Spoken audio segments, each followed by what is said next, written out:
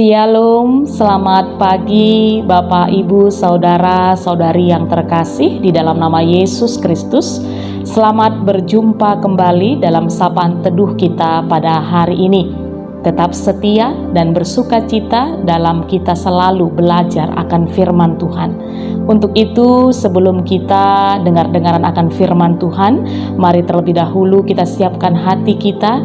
Kita mau bersatu di dalam doa untuk mohon pertolongan Tuhan, diberikan pengertian, juga pemahaman akan firman Tuhan yang sebentar lagi kita dengar.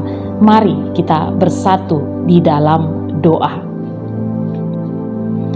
Bapa yang di surga, kami sungguh bersyukur buat hari ini, hari yang baru Tuhan berikan dalam kehidupan kami.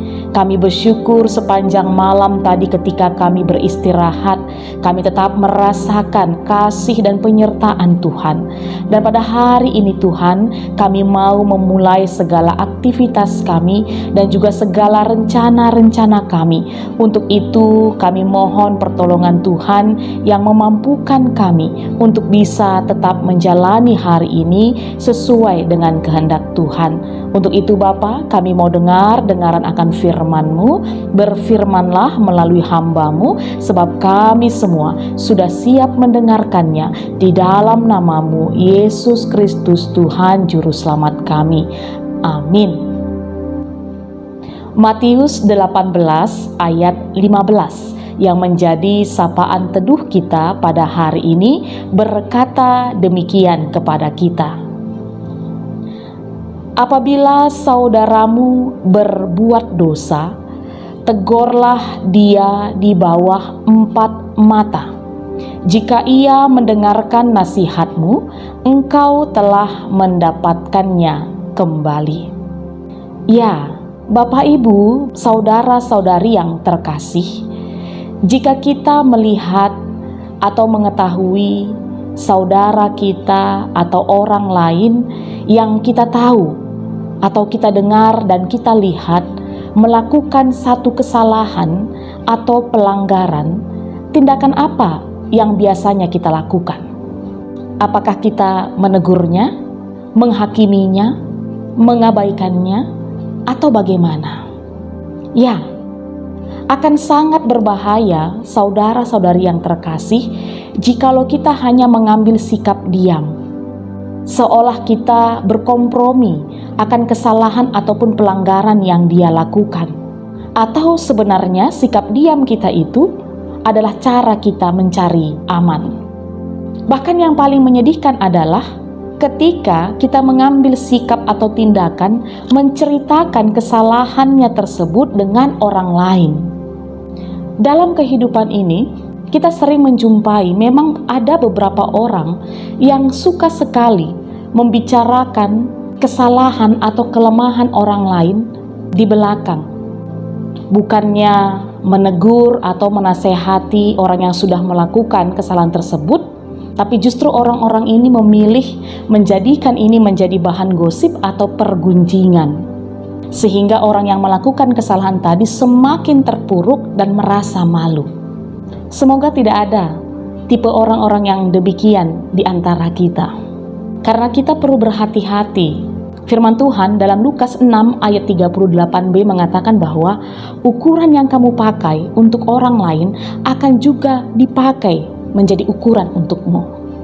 Ya, sapaan teduh kita pada hari ini yang diambil dari Matius 18 ayat 15 mau mengingatkan kita bahwa sikap yang benar ketika kita mengetahui ada orang atau saudara kita yang melakukan kesalahan atau pelanggaran adalah mendoakannya dan menegur atau menasehatinya dengan penuh kasih yang didasari dengan kata-kata hikmat yang berasal dari firman Tuhan. Tidak selayaknya kita menghakimi atau menyudutkan orang yang sudah melakukan kesalahan, sehingga akhirnya yang membuat dia semakin tenggelam dengan rasa bersalahnya, dan yang paling fatal adalah dia terus mengulangi kesalahannya tersebut.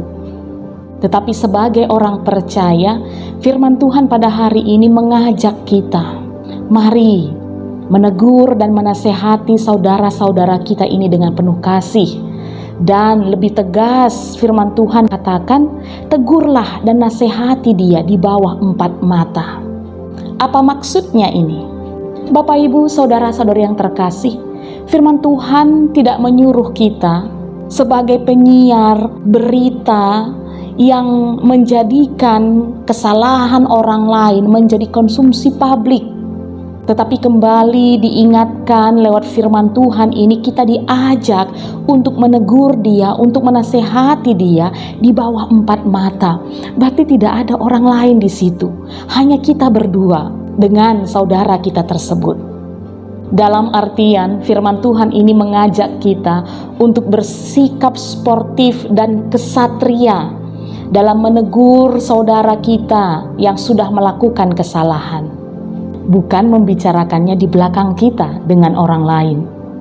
Dan inilah kesalahan yang sering kita lakukan sebagai orang percaya. Kita sering merasa ketika kita menegur orang lain di depan umum itu adalah hal yang sudah benar dan tepat. Padahal jangankan orang tersebut, jikalau itu ditarik dalam diri kita masing-masing dan kita diperlakukan demikian, mungkin juga kita akan mengalami hal yang sama. Kita merasa malu dan akhirnya yang ada bukan kita berubah, orang tersebut berubah, tapi justru dia menjadi apatis terhadap kita atau terhadap persekutuan yang kita miliki.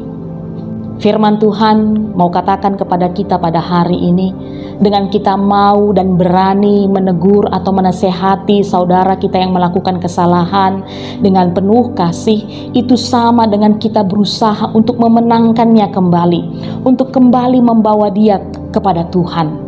Dan Yakobus 5 ayat 20 katakan, ketahuilah bahwa barang siapa membuat orang berdosa berbalik dari jalannya yang sesat, ia akan menyelamatkan jiwa orang itu dari maut dan menutupi banyak dosa. Ya, Bapak, Ibu, saudara-saudari yang terkasih, melalui firman Tuhan pada hari ini, kita juga mau diingatkan bahwa ada kalanya Tuhan memakai orang-orang di sekeliling kita untuk menyampaikan maksudnya kepada kita. Untuk itu, mulai saat ini, jangan sungkan untuk menegur atau menasehati saudara-saudara kita yang melakukan kesalahan. Dan bagi kita yang ditegur atau dinasehati karena melakukan kesalahan, mari belajar berbesar hati. Kita mengaminkan bahwa itu cara Tuhan untuk memberikan pendidikan kepada kita, untuk memenangkan kita kembali. Sebab kita percaya, teguran yang mendidik itu adalah jalan kehidupan. Tuhan menolong kita dalam melakukan firman-Nya. Mari kita bersatu di dalam doa. Bapa yang di surga, kami sungguh bersyukur buat firman-Mu yang sudah kami dengar, yang pada hari ini mengajak kami untuk berani dan penuh kasih mau menegur dan menasehati saudara-saudara kami yang melakukan kesalahan ataupun pelanggaran, agar kami bisa kembali memenangkannya untuk boleh tetap hidup di dalam Tuhan. Tuhan yang memampukan kami untuk melakukan firman ini.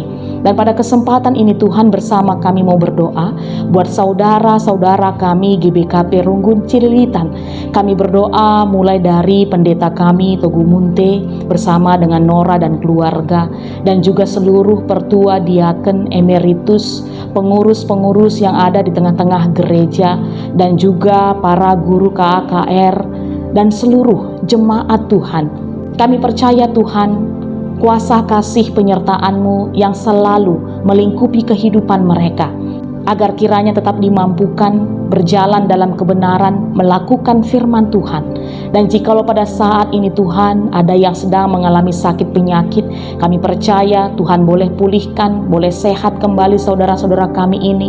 Jikalau ada yang dalam beban berat karena persoalan-persoalan kehidupan, biarlah mereka selalu datang hanya kepada Tuhan dan mereka boleh mendapatkan jawaban. Tuhan tetap berkati kiranya seluruh anak-anak Tuhan yang ada di GBKP Runggun Cililitan, dan gerejamu ini boleh dipakai secara luar biasa untuk tetap menjadi tubuh Kristus, menyebarkan firman Tuhan lewat setiap pelayanan-pelayanan yang mereka lakukan. Terima kasih Bapa, seluruh kehidupan kami pada hari ini, aktivitas kami, segala rencana-rencana kami juga mau serahkan ke dalam tangan Tuhan, dan kami percaya Tuhan menolong kami dalam melakukannya. Ini doa kami Tuhan, ampuni kami akan kesalahan kami, supaya kami layak datang ke hadirat-Mu dan menyerahkan segala doa kami ini, sebab kami sudah berdoa di dalam nama-Mu Yesus Kristus Tuhan kami. Amin. Selamat beraktivitas Bapak Ibu, Saudara-saudari yang terkasih, tetap jaga kesehatan. Tuhan Yesus memberkati.